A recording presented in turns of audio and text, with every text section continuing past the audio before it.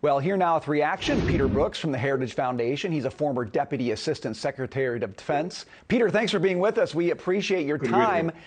Take us right into this. We felt like on Wednesday, the president gave Vladimir Putin a big green light. They've been trying to backtrack on that every day since. Is it working, or has the situation gotten much, much worse? It's not good. It's not good. There may be still some time for diplomacy. It's interesting how they're talking about written responses, which I find very interesting and odd. But they're talking about meeting in the coming weeks. I mean, the Russians have lost their initiative. By the time that is passing, it allows countries to support the Ukrainians in a number of ways, including with arms and with the training. An invasion by the Russians, which I don't think the Russians want. They want acquiescence. They want us to cave. They don't want to fight. They've lost that. They've lost that initiative. So I think we're still in the diplomatic phase. I think the United States, unfortunately, looks weak and vulnerable and has failed to provide the leadership necessary to get Europe out of this crisis. Peter, I want you to listen to what President Biden had to say in response to a question from Fox's Jackie Heinrich. Listen. Why are you waiting on Putin to make the first move, sir?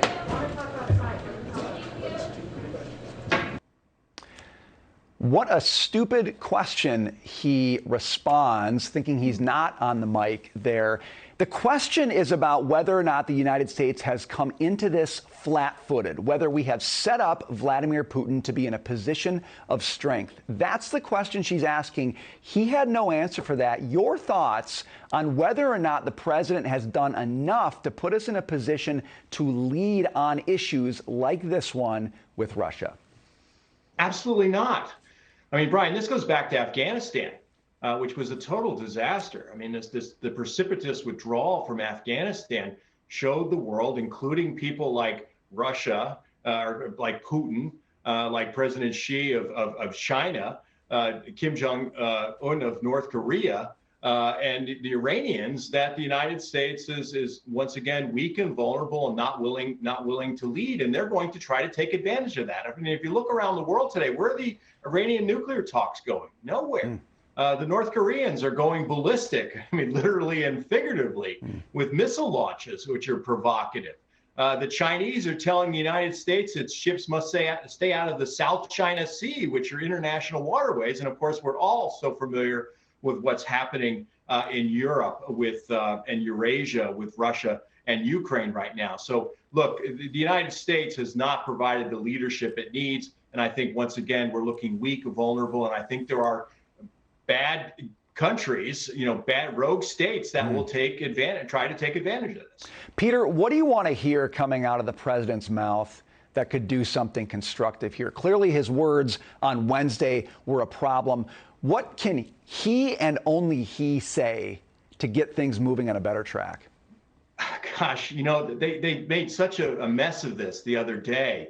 If you just stayed with an inner monologue instead of saying this out loud, I mean, you can imagine how they're thinking about this in the Kremlin. I don't know if there's any way we can recover from it, other than trying to put together the allies and showing strength and demonstrating deterrence and helping Ukrainians to the extent that we can. But we're in such a bad position right now. I'm surprised the Russians haven't taken advantage of it already. Peter, you mentioned Afghanistan just a minute ago. Obviously, one of the main storylines, and a tragic one, from Afghanistan was all the Americans and American allies who we hadn't accounted for, and we couldn't get out in a timely way. They've struggled since then. Even those we've brought to the United States have struggled mightily. You talk about Ukraine. You've got Americans in Ukraine. You've got allies in Ukraine. Are we set up for the same kind of problem, and has the administration failed to make the same kind of preparations so that we could end up in that kind of situation again? Well, they're talking about getting American staff out of the embassy and family members, but yeah, that's certainly a possibility. I don't suspect that we'd have to get as many people out of Ukraine as we did out of Afghanistan, but they need to be thinking about this. I mean, this is something that certainly could come about once again if the Russians, who are prepared to invade with more than 100,000 troops from any number of directions, from the south, from the east, from the north, we could be certainly put in this situation again, and not only puts American citizens lives on the line, but also America's reputation in the world as a leader of the free world. Peter, you just get the impression once again that America is playing catch up on this issue in this situation, and it feels like we shouldn't be doing that. We shouldn't be doing that in a war that's been going on since 2014. There is no reason why we should be looking at Russia surrounding that border and backtracking on the president's words from Wednesday night. Always appreciate your thoughts, Peter. Thanks for joining us today.